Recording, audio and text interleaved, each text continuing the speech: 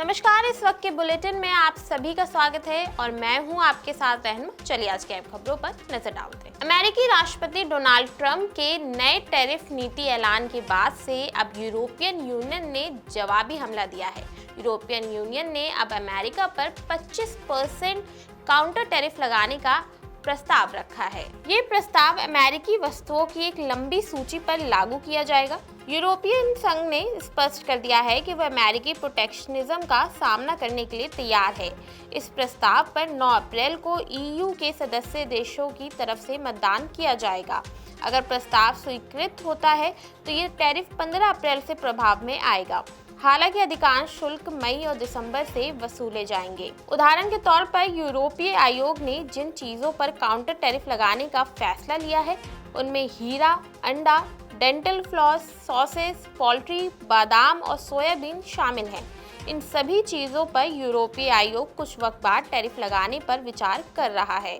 दिलचस्प बात यह है कि वोरबॉर्न वाइन और डेयरी प्रोडक्ट को सूची से हटा दिया गया है। इसके पीछे वजह यह है कि ट्रंप ने धमकी दी थी कि अगर यूरोपीय संघ इन चीज़ों पर शुल्क लगाता है तो अमेरिका यूरोपीय शराब पर 200% काउंटर टैरिफ लगाएगा। ये खासकर फ्रांस और इटली के लिए चिंता का विषय था, जिनका वाइन उद्योग बेहद बड़ा और प्रभावशाली है। उत्तर भारत इन दिनों गर्मी की चपेट में है। वहीं मौसम विभाग ने अगले 2 दिनों तक लू चलने की चेतावनी दी है। दिल्ली, यूपी, एमपी, राजस्थान, पंजाब, हरियाणा और यहाँ तक कि हिमाचल प्रदेश जैसे पहाड़ी राज्यों में भी तापमान 40 डिग्री पार कर गया है। इसके बाद तापमान में आंशिक गिरावट आने का पूर्वानुमान भी है। 8 से 14 किलोमीटर प्रति घंटे की रफ्तार से बीच बीच में चली गर्म हवाएं भी हालत खराब कर रही हैं। दिल्ली में इस सीजन में पहली बार अधिकतम तापमान 40 डिग्री के पार हुआ है। उत्तर प्रदेश में भी गर्मी ने तेजी पकड़ ली है। सोमवार को झांसी और हमीरपुर सबसे गर्म रहा, जहां का अधिकतम तापमान 42.2 डिग्री सेल्सियस दर्ज किया गया। वहीं हरदोई, कानपुर, वाराणसी, चुर्क, प्रयागराज, बांदा, सुल्तानपुर, फुर्सतगंज, अमेठी, आगरा और अलीगढ़ में भी पारा 40 डिग्री सेल्सियस से ऊपर रहा। मौसम वैज्ञानिकों का कहना है कि अप्रैल में इस साल इतनी अधिक गर्मी पड़ने की वजह जलवायु परिवर्तन और ग्लोबल वार्मिंग का असर है। साथ ही वेस्टर्न डिस्टर्बेंस का अभाव भी है। मार्च में 90% तक कम वर्षा दर्ज हुई तो अप्रैल में अभी तक एक बूंद भी नहीं बरसी है। इस पर भी हवा की दिशा अब दक्षिणी पूर्वी हो गई है।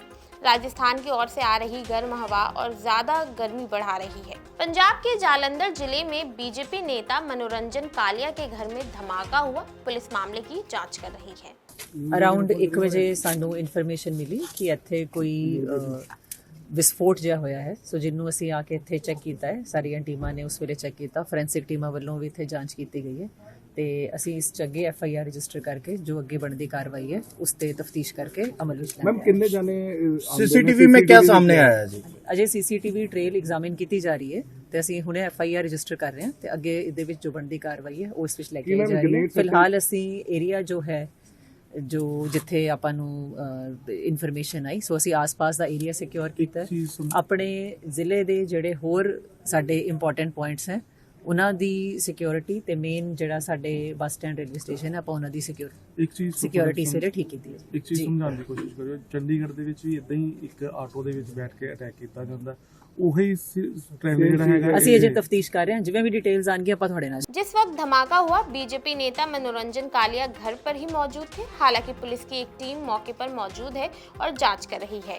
घटना की जानकारी देते हुए बीजेपी नेता मनोरंजन कालिया ने कहा कि रात करीब 1 बजे धमाका हुआ। मैं सो रहा था, मुझे लगा कि ये गड़गड़ाहट की आवाज़ है। बाद में मुझे बताया गया कि घर में धमाका हुआ है। इसके बाद मैंने अपने गनमैन को पुलिस स्टेशन भेजा। CCTV की जांच की जा रही है। फॉरेंसिक विशेषज्ञ भी यहाँ मौजूद हैं। धमाका इतनी तेज हुआ कि इसकी आवाज पूरे इलाके में सुनाई दी। परिवार के लोग दहशत में आ गए हैं। अभी ये पता नहीं चला है कि धमाका किस चीज से किया गया है। धमाके से घर के आंगन में रखी कई चीजें क्षतिग्रस्त हो गई हैं। घर के दरवाजे, कार के शीशे आदि टूट गए हैं। मोटरसाइकिल सहित कई अन्य चीजों को क्षति पहुंची है। अमेरिकी राष्ट्रपति डोनाल्ड ट्रंप के भारत पर टैरिफ लगाने के बाद अब एस जयशंकर ने अमेरिका के विदेश मंत्री से बातचीत की है। फोन पर क्या बातचीत हुई है, जानिए इस रिपोर्ट में। भारत के विदेश मंत्री एस जयशंकर और अमेरिकी विदेश मंत्री मार्को रूबियो के बीच फोन पर बातचीत हुई, जिसमें दोनों नेताओं ने द्विपक्षीय व्यापार समझौता और इंडो पैसिफिक क्षेत्र की स्थिति पर विचार विमर्श किया। जयशंकर ने सोशल मीडिया पोस्ट में बताया कि उन्होंने और रूबियो ने द्विपक्षीय व्यापार समझौते को जल्द से जल्द पूरा करने की अहमियत पर बात की है। दोनों पक्षों ने इस बात पर सहमति जताई कि इस व्यापार समझौते को जल्दी से अंतिम रूप दिया जाए। ये बातचीत एक ऐसे समय पर हुई है जब अमेरिका के व्यापार प्रतिनिधि ब्रेंडन लिंच भारत का दौरा कर चुके हैं और दोनों देशों के बीच व्यापार समझौते को लेकर चर्चा हो चुकी है। जयशंकर ने कहा, हमने द्विपक्षीय व्यापार समझौते की जल्द समाप्ति पर बात की है। मुझे उम्मीद है कि हम इस दिशा में जल्द आगे बढ़ेंगे। उन्होंने ये भी कहा कि वह रूबियो के साथ संपर्क में बने रहेंगे।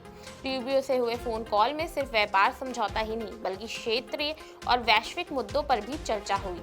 जयशंकर और रूबियो ने इंडो पैसिफिक क्षेत्र, भारतीय उपमहाद्वीप, यूरोप, पश्चिमी एशिया और कैरेबियन क्षेत्र की स्थिति पर अपने दृष्टिकोण साझा किया है।